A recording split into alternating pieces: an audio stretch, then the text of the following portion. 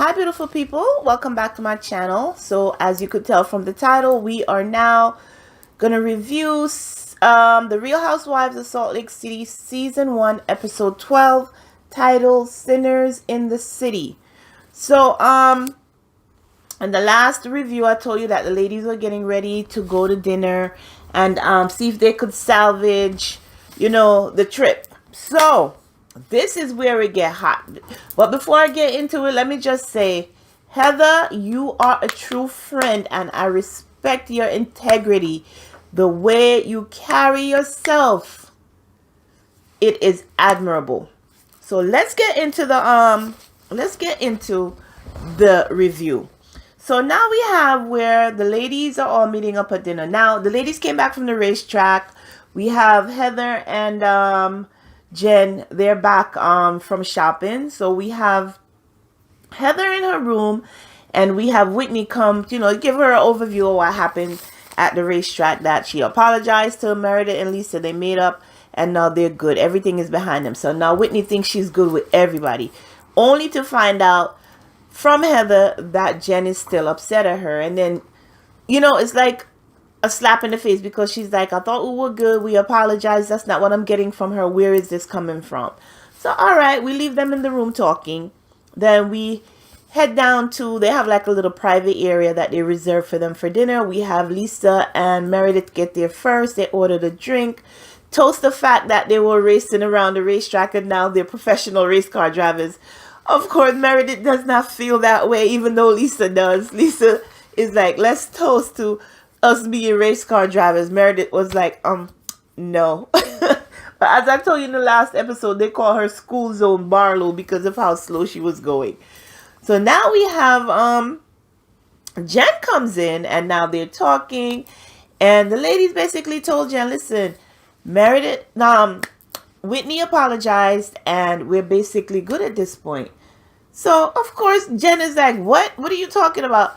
Remember, this is the same person who was saying stuff about your marriage to me, the fact that she's coming to us with things from Mary. So they were like, no, we discussed it. We're good. We're going to move on. Jen lost it. Maybe you should have went race car driving with them, Jen, instead of trying to take over Whitney's trip. That way you would have found out what happened at the racetrack and you wouldn't be blindsided right now. So Jen is getting even more upset to the point where Meredith was like, you know what? I'm not engaging. I am not going to sit here and have you tell me who I could be friends with. And Meredith gets up and leave.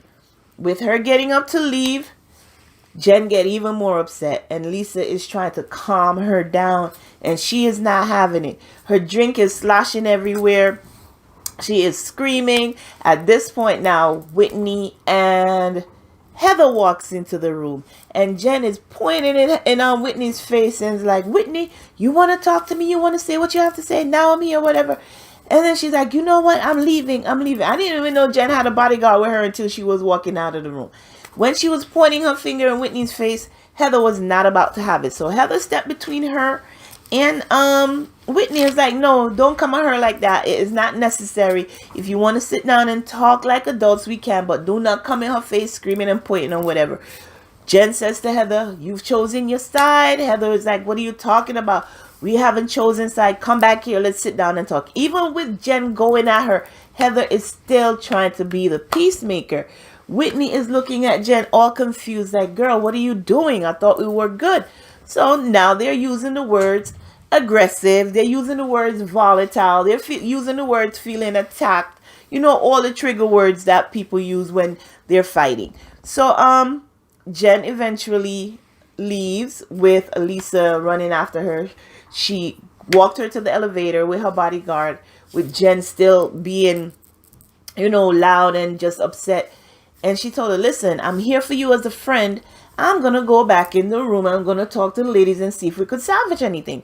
So Jen gets on the elevator and leaves and goes back up to her room.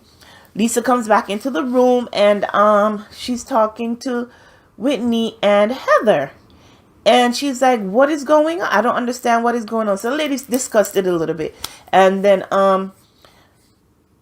Lisa says to Whitney, she's like, no, Whitney says to Lisa, she's like, I don't understand why Jen is behaving this way when she's actually telling me things about you guys.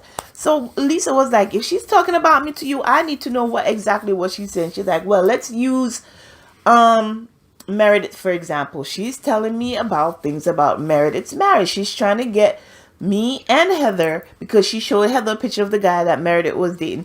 She's trying to get me and Heather to bring it to the table, and she is left, her hands are clean. So Lisa was like, if there's anything that she's told you about me, let me know. Okay, she told her a little something, nothing big deal. So they were like, all right, let's go up to Whitney's room. So all three ladies goes up to Whitney's room, text Meredith, and had Meredith meet them there to talk about Jen's behavior. So while they were in the room, the same discussion happened about, the way Jen is behaving. And then Meredith took the opportunity to tell the ladies that, listen, yes, Seth and I have been separated, over time, over the years. Like, we go back and forth. And then when we are separated or were separated, we were actually dating other people. But now we are back together and everything is good. We're going to move forward as husband and wife. And that's all need to be said. All the ladies were like, okay, I'm fine with that. Of course, Lisa was a little bit hurt, she would say, because she's like, if I'm your friend, I should have known that, and I'm just finding that out.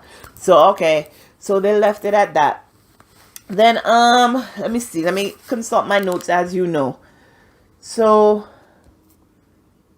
Heather is a true friend. Okay, yes, she is. So all right, so the ladies, I think it's the following morning or that same day, Jen sends a text to Lisa and to Heather that, she's leaving, she's going home. So everybody's like, all right, she's gone. I guess we'll just see her back home. Lisa calls Mary and tells Mary what is going on. Mary is like, listen, I told you how Jen can be. Every time we go out as a group, everyone leaves feeling upset. And if you choose to go hang out with Jen in Vegas, then whatever you get, you deserve. That's basically what she told Lisa. And Lisa was like, I wish you were here. At least you would have given us some sound advice. Mary is like, listen, I'll see you guys when you get home. Have fun with Jen. So, all right. Everybody thought that Jen left. So now it's the following day, and the ladies, Whitney, have another event planned, and she calls Heather and like, girl, you ready? Let's go. We have an appointment. Everybody's down here waiting for you. Heather says, go ahead. I'm still not ready. I need to go to Jen's room to go see her assistant to pick up the things that we purchased. So she goes into the room, and who is there? Jen. Jen did not leave. Jen is in the room getting all glammed up by a glam squad. Heather's like, girl, what you doing here? I thought you left. She's like, no, my squad told me to just lay down and calm down, and everything should be okay. So what are you going to do? Because everybody thought you left. She's like, well, I'm just going to go shopping. So, I'm guessing Heather convinced her to come with her to go meet Whitney and the other girls. It so happened that there's an author and a hypnotist in one. That's where Whitney took the girls. She took them to this lady's house that is going to help them to deal with their inner voice. That's what she calls it. So they get to the house, ring the doorbell. Whitney introduces everybody. Everybody's still looking like, okay, I'm confused. What are we doing here? Who's this lady? What are we doing? She have them sit at the table after explaining to them why they're there. They do a little bit of meditation. In the middle of meditating, ding dong, the bell rings. It's Heather and Jen. In the confessional, the ladies are like, oh my gosh, the whole energy of the room just changed with Jen walking in. Nobody really acknowledged that, hey girl, you still here? No, they just continued to do what they were doing. So they went back to doing their little meditation exercise. Then they changed room. That was at the dining table. Now they moved into the living room where everybody's more comfortable. The hypnotist says she feels an energy that's not right. She don't know if it's individually or as a group. So everybody let her know there's things going on within the group that needs to be addressed. They talk about it for a little while. They all try to come together and not really come together, but just get their point across. There was an exercise that was done where she went around the room and told everybody, raise hands. Who doesn't trust Whitney? Nobody raised their hand. Who doesn't trust Heather? Nobody raised their hand. Who doesn't trust Meredith? Nobody raised hand. Who doesn't trust Lisa? Nobody raised their hand. Who doesn't trust Jen? Everybody's hand went up. Jen was like, what? If she had pearls, she would have clutched them. But she was like, what? How can they say that? I'm being a loyal friend to everyone. Then at one point, no, when she had said, who doesn't trust Heather, only Jen's hand went up.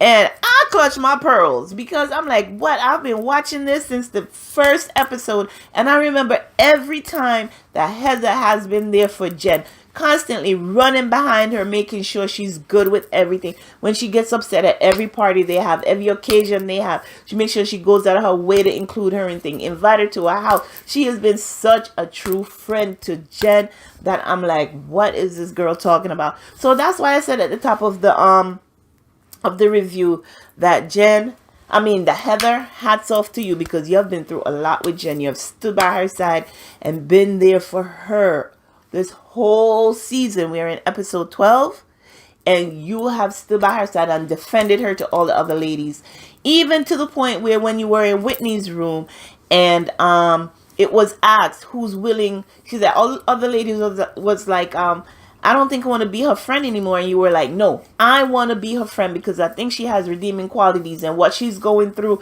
all of us have been through at some point, and we need to stick by her and be her friend. So if you guys don't want to be her friend, I will still be her friend.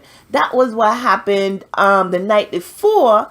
And now to come to find out that Jen is raising her hand to say she doesn't trust you, I know that had to hurt. So, yeah, that had to hurt, because it would have hurt me if you have been such a loyal friend to Jen to the point where you have excluded the other ladies to make sure you stood by her side. So Jen, if you're watching this review, and I hope you are, you need to be a better friend to Heather, because she's been there for you all along. All right, we are still at the hypnotist house. And just to wrap up everything, the way I see everything happening right now, in my eye from watching, I'm on the outside looking in, watching the episodes as they presented it to me. We noticed that Mary have not been around, right? Mary was basically in 2 or 3 episodes as a group. We've been seeing her filming by herself, with her husband, with her family, whatever, but she's not been filming with the ladies. And I believe that is because all the other ladies are being faithful to Jen. Jen makes them feel that, listen, if I don't like someone, then and Heather did say, she's like, she makes her feel like if she don't like someone, you either jump on my bandwagon or I'm going to ice you out as well. So because Jen doesn't like Mary for whatever reason, she expects all the ladies not to be around Mary and be only friends to her. And it's not fair to them. Like Meredith says, you can't tell me who to be friends with. They're trying to spare her feelings, and she is not appreciating that by the way she's treating them. So even though they're not being friends with Mary, Jen is still treating them like trash. And the ladies, they're not having it anymore. So Jen, you might be the one on the outs going forward, because I think the ladies really want to be around Mary more than they want to be around you. They don't find Mary as dramatic, I would say, as you. They don't feel that she is, and the words they use, volatile as you. Yes, we understand that you are going through a lot.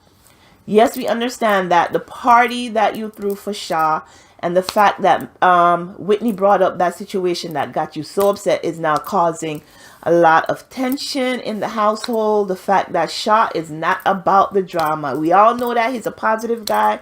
He will talk you through everything, calm you down. He's always doing that. But at some point, girl, you gotta, cut him some slack. He can't always have to be taking you down of this high that you're on, constantly going at people, whatever, talking you down, making sure to calm you down. You have to try and do that for yourself. And I think that was the situation with Shaw at this point, where he didn't come home for a while, like he stayed away for a little bit because of your behavior. And now that I don't think you've ever been to that point where he's been gone so long, like you have an argument and you didn't even have the argument with him, like you've had a situation where he's embarrassed and he's gone and you don't know how to handle it. So Jen, you gotta look within yourself as far as your behavior is concerned. Yes, you need to find out who's your true friend, and it's kind of hard to do that right now if the ladies aren't fessing up to what they're saying to you or about you. But somehow you got to work it out, and you have to include Mary back in the group. You need to bring her back in the group because I think it will help smooth things over. You need to make an effort to be more personable with Mary. Mary haven't done anything to you. Only thing Mary does is challenge you, is stand up to you when you challenge her. She doesn't mind hanging out with you if you calm the hell down. And that's something you're going to have to figure out, how to actually be in the group with the ladies. It can't be, okay, you're my friend, don't be her friend. This ain't high school. It's not even high school. Back to middle school behavior. So, Jen, honey, look within yourself. That's my advice to you. Now, next week is the finale. The ladies are still in Vegas. I'm hoping that they could come to some sort of resolution, that they could all coexist and be friends again, because that's all they want to do. Everybody wants to be able to be friends. I really thought that this show may not make it based on what was happening, but this last couple of episodes, I see that there's actually stories here that needs to be continued. So hopefully we'll have some resolution, like I say, going forward. We'll do the finale episode. We'll get through the reunion. And then with season 2, we'll have better outcome with everything that happens. So that is my review of The Real Housewives of Salt Lake City.